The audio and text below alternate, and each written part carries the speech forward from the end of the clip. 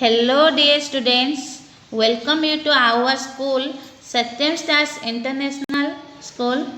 तो पिला माने आज आमे पंचम श्रेणीर साहित्य कुसुम बहिर द्वितीय पाठ पढ़िबा जार नाम है उपयुक्त बेश पकाई आस। तो ये पाठटी को लिखिछंती मनोज दास, लेखक मनोज दास। तो पिला माने उपयुक्त बेश पकाई आस माने कौन? उपयुक्त पोशाक पिंधि आसीबा।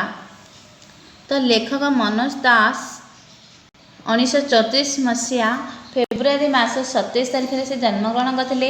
ओडिशा साहित्य एकाडेमी और अति बड़ी पुरस्कार प्राप्त लेखक मनोज दास आंतर्जातिक स्तर में ख्याति अर्जन कर पुस्तक मध्य आरण्यक, समुद्रर क्षुधा, विषकन्यार कहानी, लक्ष्मीर अभिसार, धूमाब्र, दिगंत, उपकथा शतक, मनोज दास कथा और कहानी, अवलोकरा कहानी, मनोज पंचविंशति, दूरदूरांतार अमृत फल, गोधूली बाघ, चंद्रालोकर प्रहरी प्रभृति लेखकर अनवद्य सृष्टि ओडिया साहित्य जगत को परिपुष्ट करछि। तो मनोज दास हमार शिशु साहित्यिक मनोज दास ये पाठटी को अति सहज और सुंदर भाव में लिखिछंती। तो पिला माने पढ़िबा।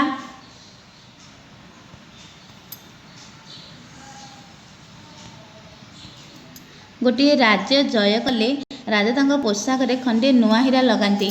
राज्य पर राज्य चारि छह राज्य जय करी पगड़ी और परिधेय चारि छह चेका हीरा झलसाई राजा निज नगर को प्रत्यावर्तन करथिले।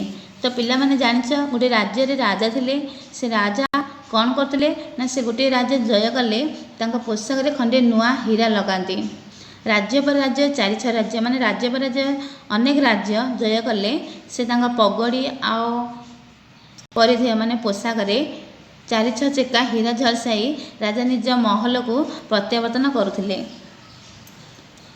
डेरा पड़ीथिला गोटे पर्वत पाद देश रे। दुई राज्य मझिरे एटा गोटे जनहीन प्राय वनमूलक। तो डेरा पड़ीथिला केउठी ना पर्वत पाद देश रे। गोटे पर्वत पाद देश रे थिबा जनशून्य वन रे तांकर डेरा पड़ीथिला।